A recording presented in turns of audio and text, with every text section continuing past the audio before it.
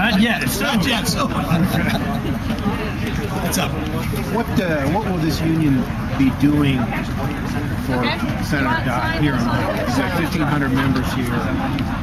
Well, we've got 1,500 members, but we really have tens of thousands of members that'll be available to support our operations here on the ground. And what we know how to do is we know how to work on the ground and get our members prepared for what I know all of you are more than aware of, and that is the caucuses on that Tuesday night.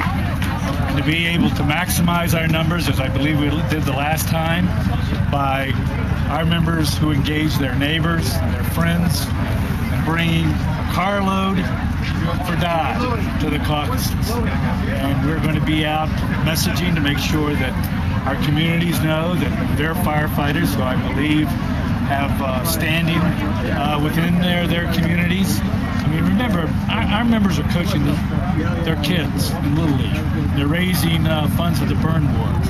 They're filling those boots for muscular dystrophy. So they're really a part of the very fabric of all these communities across Iowa. And they're going to be using that relationship, those friendships, and that trust, and they're going to be letting them know why Chris Dodd should be the next president of the United States.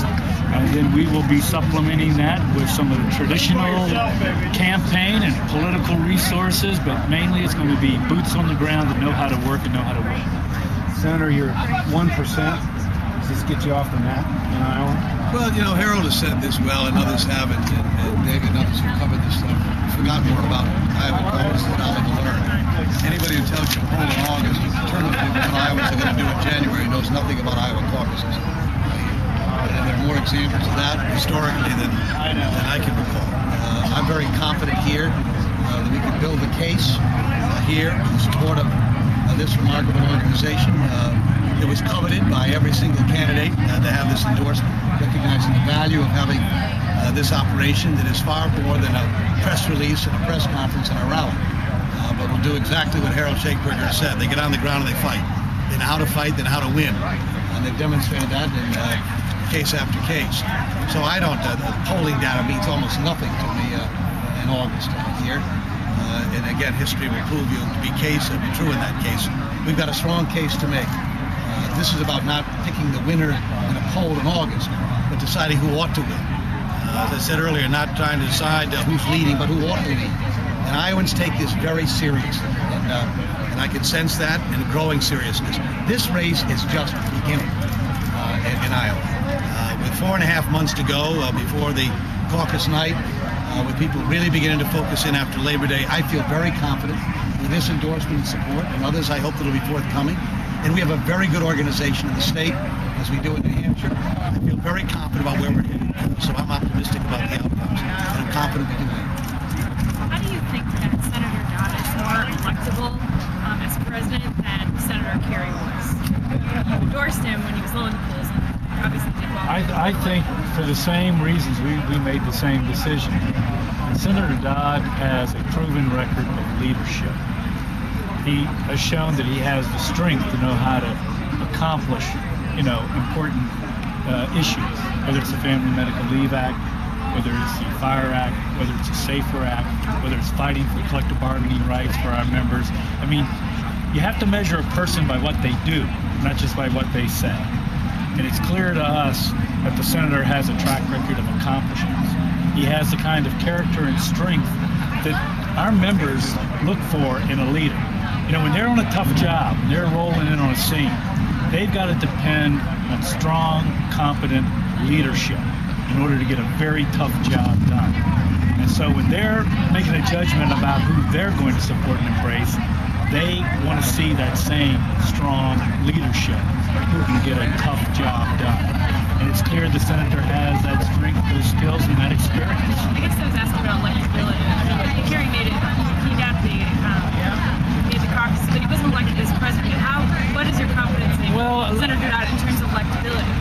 Well, first of all, I don't want to take issue. I think what was shown is that during the caucus process and the primary process, that Democrats came to agree that Senator Kerry was the candidate that was elected.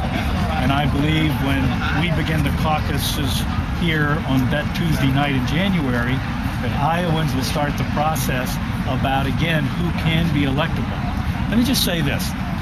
Anybody who thinks this general election in 2008 is going to be a Democratic cakewalk because of disastrous policies of this president and this horrific war that we are right now stuck in is very mistaken.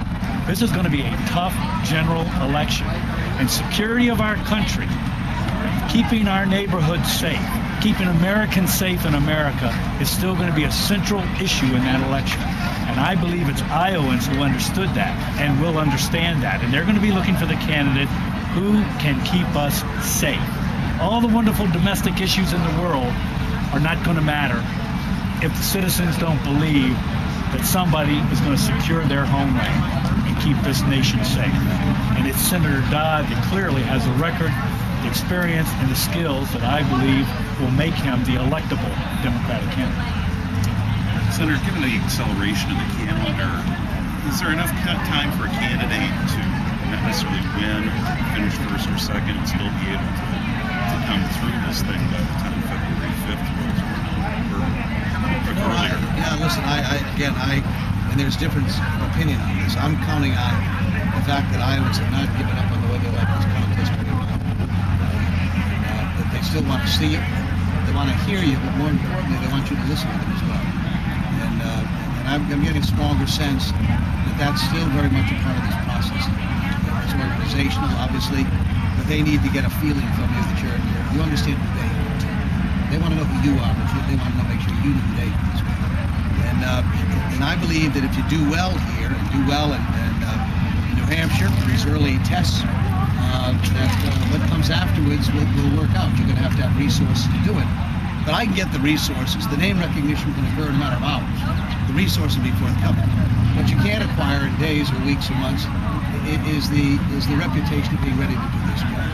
The background, the experience, the success, being people together, accomplishing things that America want to see us achieve for our country. And I believe that when people begin to focus more on those issues, as they will, less on celebrity and notoriety, then we're going to do very, very well in Iowa and very, very well in New Hampshire. And I believe if you do well there, you'll do well in these other states. This is the trampoline effect coming off of these two states. And if you don't do well, I say, I don't care who the candidate is, you're going to have an awful time doing well in these other states. And I don't care what your treasury is or what reputation you may have had in August here. If you don't do well in Iowa, if you don't do well in New Hampshire here, then you're going to have a hard time moving on. That's why I'm feeling very confident about this, because I feel good about where we are in Iowa, very good about where we are in New Hampshire. And of course, the endorsement, the unanimous endorsement by these firefighters, the 280,000 members strong of people who not only endorse, but then go to work on that endorsement. There's a big difference between just endorsing someone and deciding that endorsement is worth fighting for. And I'm very optimistic about this new postcard campaign. What will mean in this? Because Kerry got a post out there of the same endorsement, are you really going to get us? Well, I'm not worried. Again, polling. I don't want to. You can't say they're meaning this one day and mean something next week. This is a building process. And historically, people in Iowa spend a lot of time listening to it. I said teasingly at one of those house parties a week or so ago, Harold, I said I courted my wife for less time and got an agreement on a proposal to marriage than you're apt to get on a commitment by Iowa on a caucus vote. So it takes a little time, and you've got to learn to be patient about it. They listen, they come back, and it's not uncommon for people to insist on that second, third, and fourth visit. It's not uncommon for a good many Iowans to make up their mind in the last week or two before the caucuses actually occur. So that's why I'm somewhat mystified by people who are giving a lot of stock to a polling number in the end of August, when in fact history tells you that people make up their minds here later in that process, and they want to see you, they want to hear you, and they want you to hear them. That's a very important point that I think gets lost by people who come out and campaign here. Coming in, giving a speech, and leaving is not convincing Iowans to be for you.